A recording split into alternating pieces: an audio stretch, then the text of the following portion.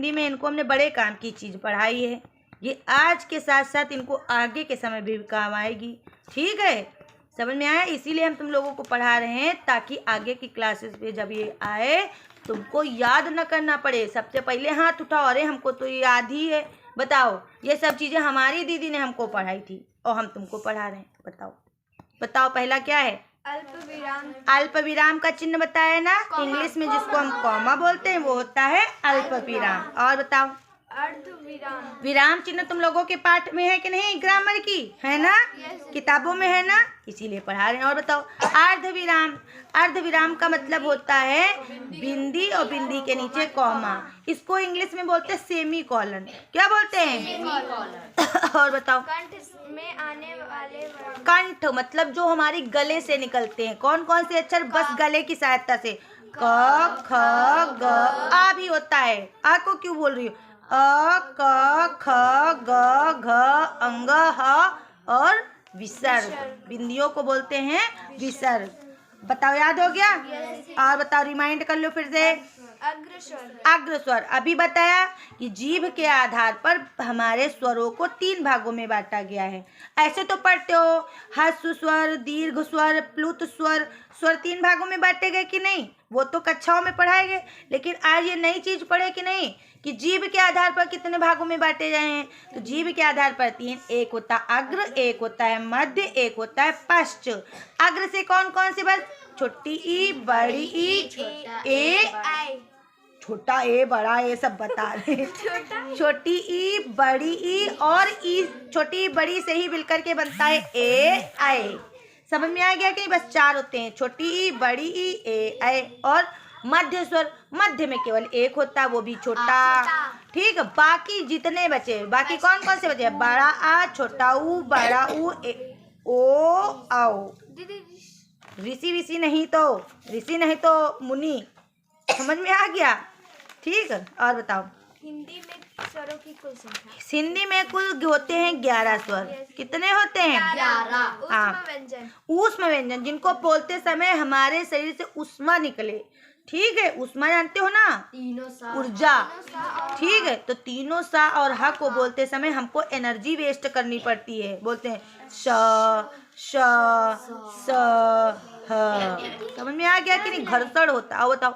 संयुक्त व्यंजन। संयुक्त व्यंजन, जब 2 अक्षरों को मिलाकर के एक अक्षर बने तो वो होता है संयुक्त। जैसे कि छा से छतरी। छा से छतरी में कौन कौन से अक्षर हैं? का से कबूतर और खा से खटकोड़। ये 2 जब मिलते हैं तब बनता है छा से छतरी। छा से छतरी पढ़े हो कि नहीं? के स्पेलिंग क्या होती है? KSH। के से होता है का, SS से होता है सा से खा से खटकोड़। का और शा मिलाकर के बनता है छ। त्रा, त्रा की स्पेलिंग क्या होती है? TR। टी से टा, आर से रा।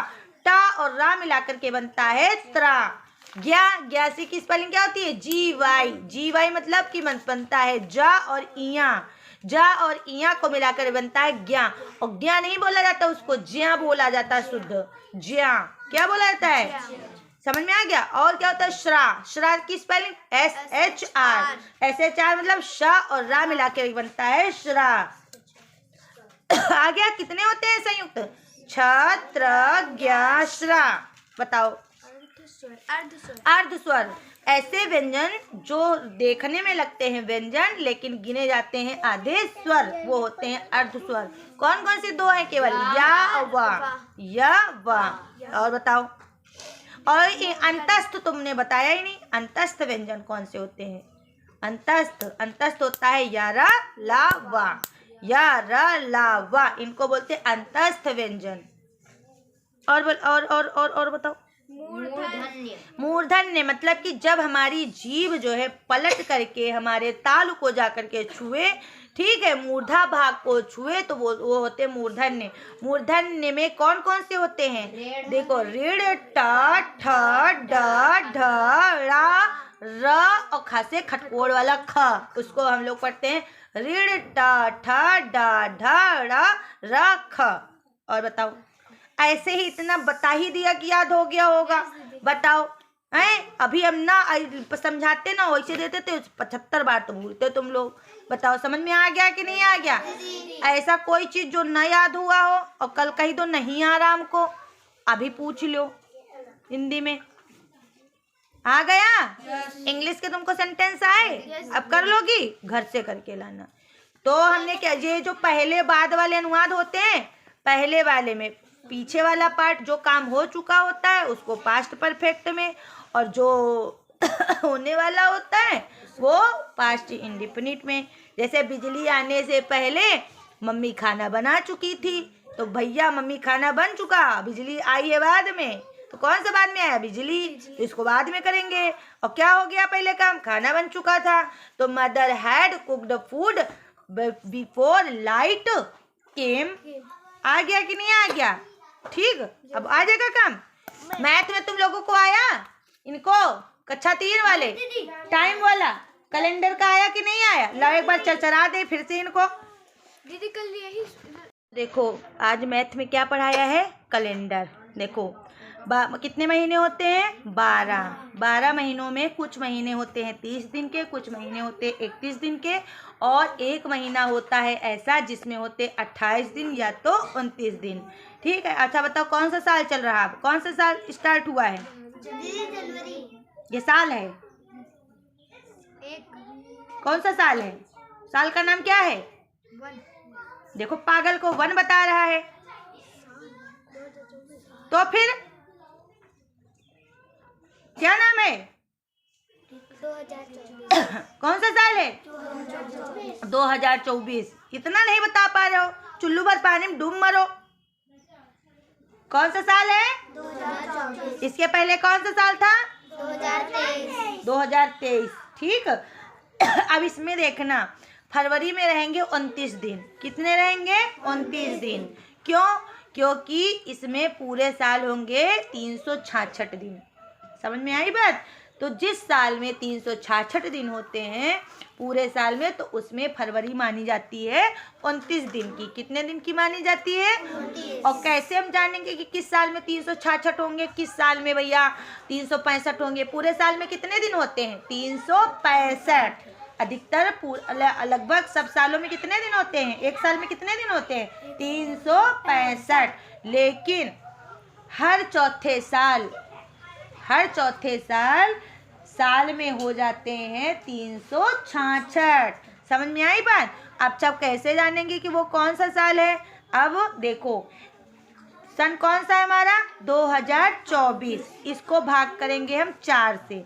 किससे भाग करेंगे? 4 से। और 4 से जब भाग करेंगे, पूरा भाग चला जाए, तो ये समझ लो कि इस साल में होंगे 366। कितने होंगे? 366। अब 2024 को भाग करो 4 से। पहले 4 का पहाड़ा पढ़ो, 20 से ज्यादा ना जाए। 2024 कैसे लिखा जाता है? 2024 ऐसे ही तो लिखते हो।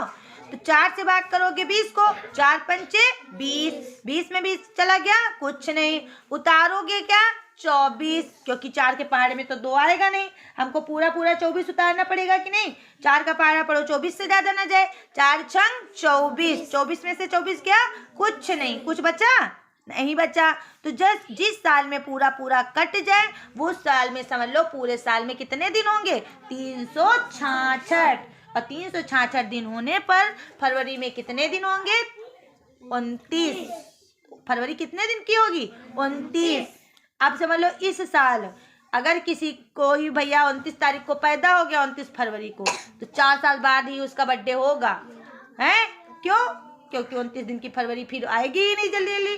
29 दिन कब हो? अब जैसे 2024 में 29 दिन होंगे, फिर किस साल में होंगे? फिर 4 साल अगले जोड़ लो। 24 के बाद 25, 26, 27, 28, 2028 में 29 पड़ेंगे। फिर 29, 30, 31, 32, 32 में 2032 में भैया 29 दिन पड़ेंगे। आ गया कि नहीं? समझ में आ गया? तो किससे भाग करेंगे साल को? 4 से। भाग करने जब पूरा भाग चला जाए, कुछ ना बचे, तो समझ लो उस साल में फरवरी में कितने दिन है? 29। अगर शेष बच जाए तो समझ लो उसमें है 28। आ गया कि नहीं? अब सवाल देखो क्या कह रहा। अच्छा, और एक ट्रिक बताई थी, जून नवंबर जानिए, अप्रैल सितंबर 30, 28 दिन की फरवरी, बाकी सब 31। तुम भी सुनो बातें, ठीक? अब देखो जून नवंबर अप्रैल सितंबर इसमें होते 30 दिन, फरवरी में डाल दो 28 दिन, और बाकी सब में कितने होते हैं? 31। आ गया समझ में? अब देखो क्या लिखा हुआ है सवाल। The 8th month of the year, 8वां महीना कौन सा है साल का? जनवरी, फरवरी, मार्च, अप्रैल, मई, जून, जुलाई, अगस्त। तो 8th month का क्या नाम है? अगस्त। भर लाओगे? दूसरा, which year is it now? Which year, कौन सा साल है आपकी भैया? क्या लिखोगे? 2024। Ram was born 27 March 2000। We can also show that Ram was born on 27th। अब 3 जो लिखा हुआ बीच में, तो 3 होती, ये बीच वाली संख्या होती महीना।